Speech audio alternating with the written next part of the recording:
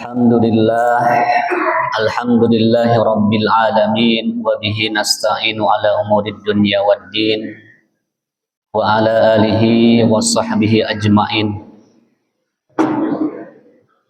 Qala ta'ala fil Qur'anil Karim, a'udzu billahi minasyaitonir rajim. Bismillahirrahmanirrahim.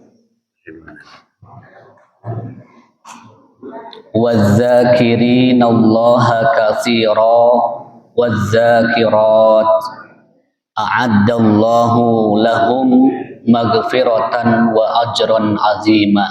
Al-ayah, sadaqallahul azim.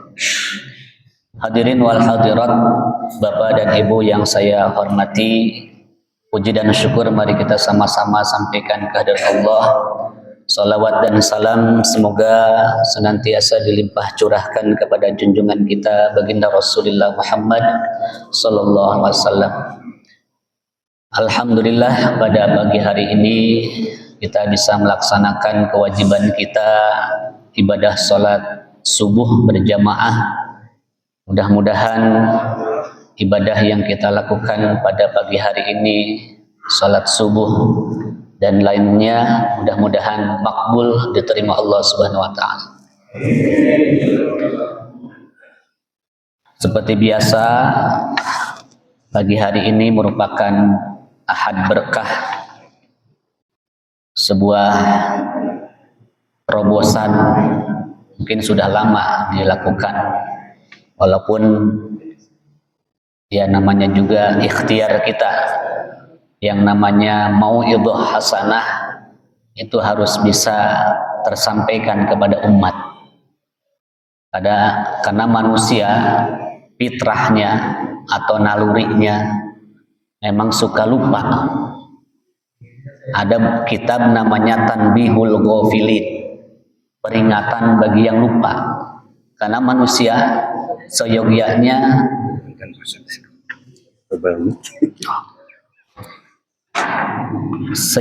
manusia suka lupa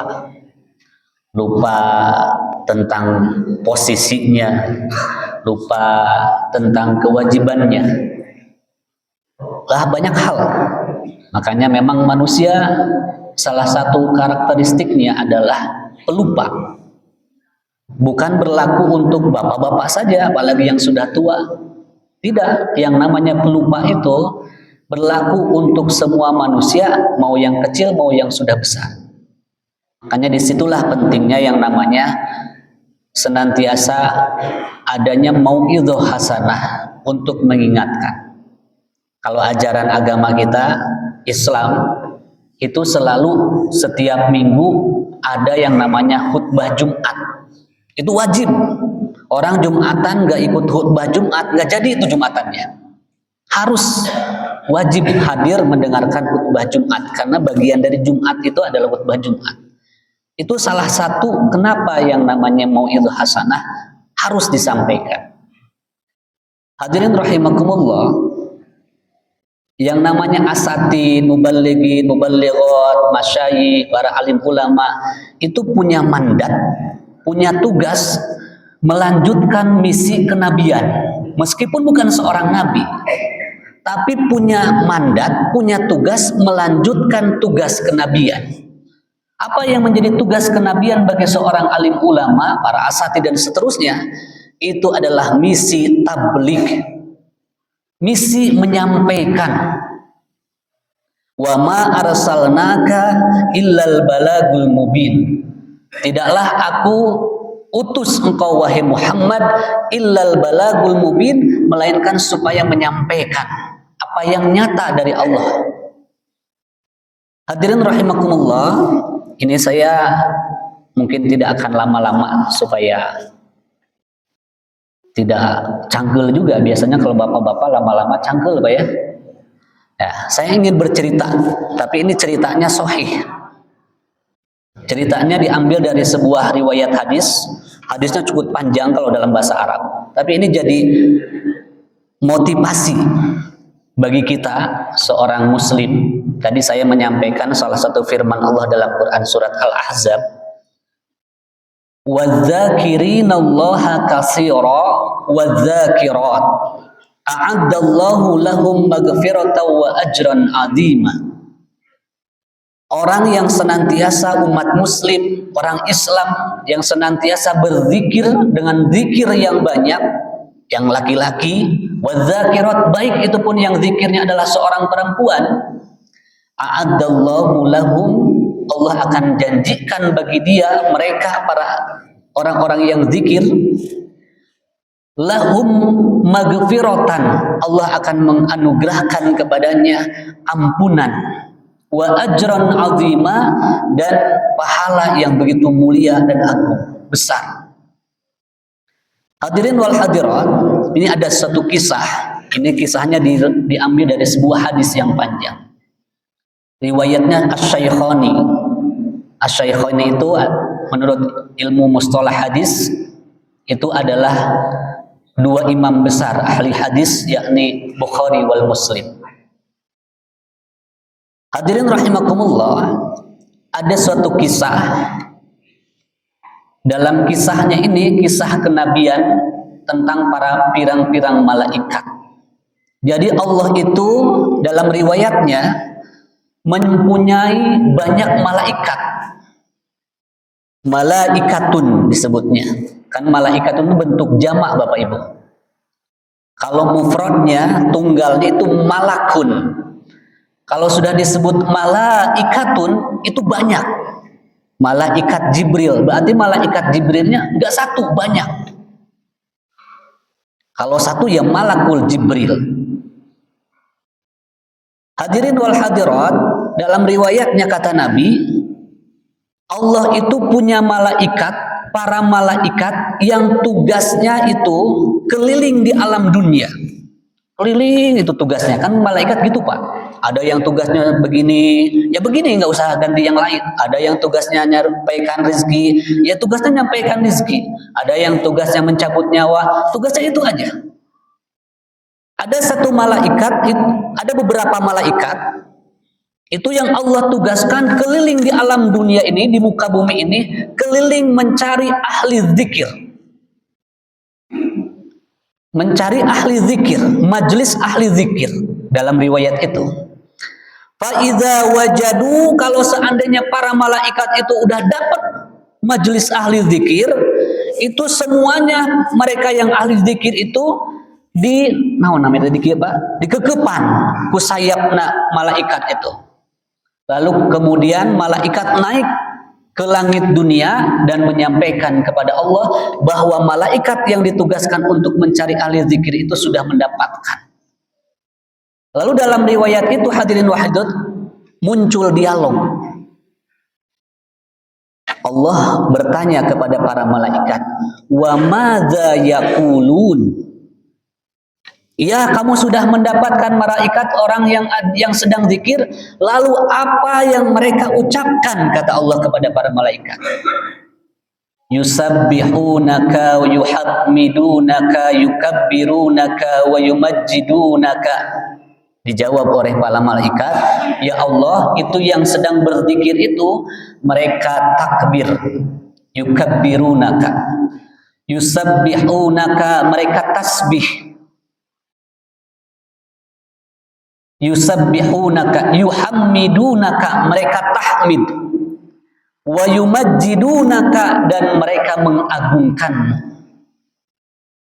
Lalu kemudian Bapak Ibu, Allah nanya lagi kepada malaikat, wa hal yarawni, apakah mereka yang bertasbih, mereka yang bertakbir, mereka yang tahmid, mereka melihat aku, kata Allah.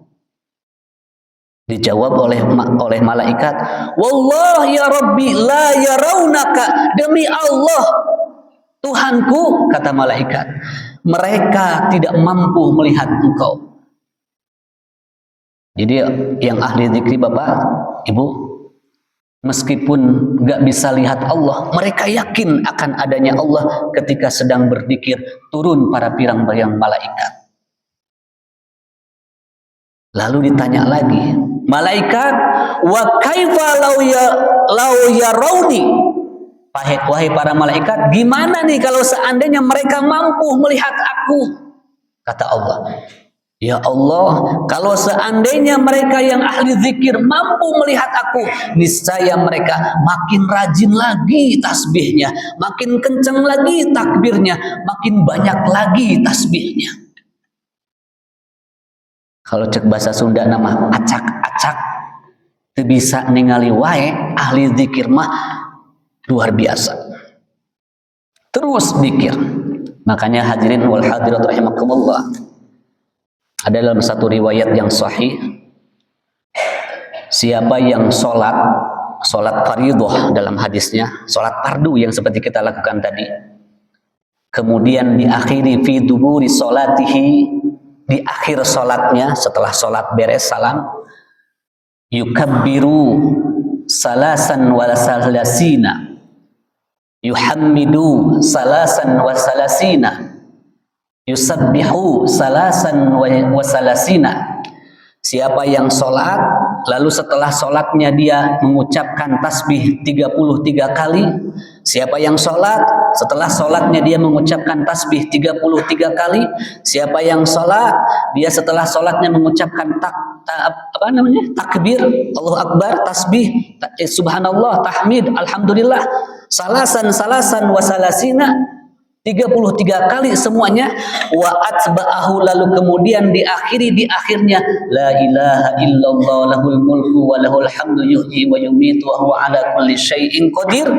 Kata Nabi, ghufira lahu, akan diampuni dosanya, dzunubahu walau kana misla zabadil bahri, meskipun dosanya banyaknya seluas buih di lautan.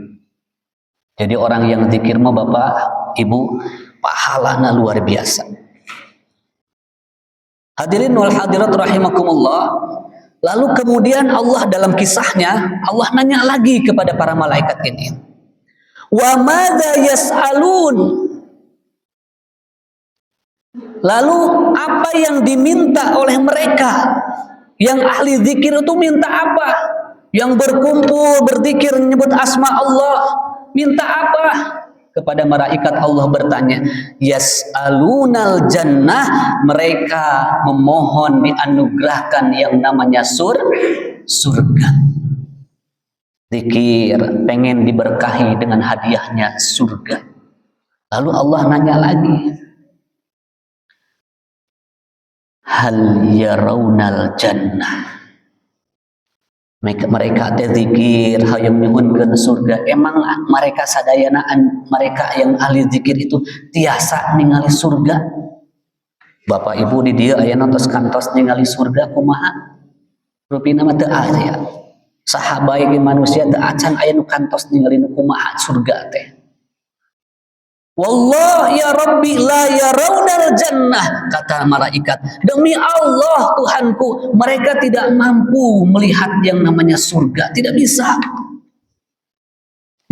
mereka melihat surga. Lalu kemudian Allah menyampaikan, wa kaifa law yarawnal jannah, bagaimana wahai para malaikat kalau seandainya mereka mampu melihat surga? Ya Allah, kalau seandainya mereka mampu melihat surga, niscaya mereka menjadikan surga adalah satu-satunya cita-cita, satu-satunya permintaan. Teminta dari rezeki, teminta dari naon-naon, teminta dari jabatan, teminta dari naon.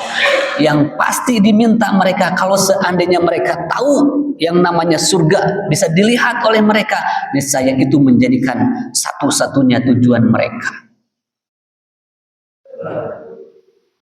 Hadirin wal hadirat rahimakumullah, itu belum sampai di situ. Panjang itu ceritanya. Allah nanya lagi, wa madza yasta'iduni wa amman yasta'iduni, dan dari apa mereka yang ahli zikir itu, yang kumpul berzikir itu, mereka dari apa memohon perlindungan kepadaku, kata Allah. Hum yasta'idunaka minan nar, mereka yang ahli zikir itu memohon perlindungan kepadamu ya Allah dari api neraka. Jadi yang ahli zikir itu menta surga, alim dilebetkeun ka neraka. Katakan orang sering ngadoa Bapak, Allahumma inna nas'aluka ridhoka wal jannah wa na'udzubika min sakhatika wan nar. Saur Allah, hal yarawnan nar, mereka yang ahli zikir itu malaikat, apakah mereka mampu melihat yang namanya neraka? Dijawab lagi oleh para malaikat, wallah ya Rabbi la yarawnan nar, demi Allah ya Rabbi, mereka nggak bisa melihat neraka, mereka nggak mampu melihat neraka. Tapi itu yang menjadi permintaan mereka ahli zikir. Kata Allah, wa kaifa law yarawnan nar, lalu bagaimana wahai para malaikat kalau seandainya mereka mampu melihat yang namanya neraka? Kata malaikat hadirin wal hadirat, ya Allah, kalau seandainya mereka yang ahli zikir mampu melihat neraka, niscaya mereka takut setakut-takutnya, niscaya mereka lari selari-larinya, niscaya mereka gak mau mendekatinya. Itulah yang diminta oleh ahli zikir, yang dihadiahkan ahli zikir. Maka hadirin rahimakumullah, dalam penghujung hadisnya kata Nabi, wahai para malaikat, saksikanlah. Wahai para malaikat, saksikanlah. Sesungguhnya aku, kata Allah, akan mengampuni mereka, akan mengampuni dosa-dosa mereka. Satu malaikat menyampaikan, ya Allah, dalam majelis ahli zikir itu ada satu hamba-Mu yang dia berzikir bukan hanya sekedar ikut berzikir, tapi ada keinginan, ada hajat yang mudah-mudahan pengen dikabulkan. Maka kata Allah dalam riwayat itu, meskipun hambaku berkumpul dengan ahli zikir itu untuk memohon hajat dikabulkan, tidak akan ada yang mengecewakan bagi mereka yang sudah berkumpul di majelis ahli zikir. Bapak Ibu hadirin rahimakumullah, maka itulah keistimewaannya ahli zikir, berzikir. Kita diajarkan oleh Rasul berbagai macam bacaan zikir. Harta karunnya surga, la haula wala quwata illa billah. Kuncinya surga, la ilaha illallah. Ada satu sahabat bertanya kepada Nabi, ya Rasul, ajarkan kepada saya satu ilmu. Lalu beliau menjawab, kalau kau melakukan keburukan, lakukanlah kebaikan. Karena sesungguhnya kebaikan itu pahalanya dilipat gandakan 10 kali kebaikan. Mudah-mudahan keburukan itu dihapus oleh kebaikan. Lalu sahabat bertanya, wahai Rasul, apakah la ilaha illallah adalah kebaikan? Itulah sebaik-baiknya kebaikan. Miftahul jannah, yang kalau orang saudara-saudara kita sering dinadomkan, la ilaha illallah, la ilaha illallah, la ma'buda illallah, dan seterusnya. Itu adalah kebaikan, sebaik-baiknya kebaikan, dan itu merupakan kuncinya surga. Hadirin rahimakumullah, dengan membaca la ilaha illallah, itu menjadi poin bagi kita seorang muslim, menjadi kunci bisa memasukkan seseorang ke dalam surganya Allah Subhanahu wa taala. Ketika di akhir hayatnya kita sering mentalkin orang yang sedang sakaratul maut, apa yang diucapkan, yang dicoba diusahakan diucapkan oleh lidahnya ketika hendak sakaratul maut, la ilaha illallah. Makanya kalau di kampung-kampung Bapak Ibu hadirin rahimakumullah, itu wirid dzikir la ilaha illallah itu sampai kenceng diucapkannya, yang mudah-mudahan harapannya ketika akhir hayat kita, akhir kehidupan kita di alam dunia, tidak ada lagi yang diucapkan dari mulut kita, dari lidah kita, kecuali ucapan la ilaha illallah. Bapak Ibu hadirin rahimakumullah, mungkin itu saja spirit yang diajarkan oleh baginda Nabi Muhammad SAW melalui sabdanya dan juga firman-firman Allah. Dalam sebagian hadisnya, dalam sebagian ayatnya Allah menyampaikan, ya ayyuhalladzina amanu dzkurullaha dzikron katsira. Wahai orang-orang yang beriman, berzikirlah dengan zikir yang banyak, sebanyak-banyak mungkin. Itu ibadah paling simpel Bapak, Ibu. Kita mau haji harus pakai duit. Kita mau zakat harus ada uangnya. Tapi zikir hanya ibadah yang sangat mudah dilakukan, gampang diucapkan. Tapi kembali lagi ke ibadah keimanan kita. Mau nggak kita berzikir? Dalam kondisi apapun itu zikir boleh. Kalau sholat ada waktunya. Inna sholata kanat alal mu'minina kitaban mawquta. Ada waktunya. Kalau zikir kapanpun dimanapun kecuali di dalam kamar mandi, itu boleh kita lakukan. Kita sedang masak sambil zikir, kita sambil rebahan, kita sambil zikir dan seterusnya. Maka kata Allah dalam Al-Quran, ahli zikir itu pasti ahli ilmi. Fas'alu ahli zikri in kuntum la ta'lamun. Bapak Ibu hadirin rahimakumullah, mungkin itu saja yang bisa saya sampaikan.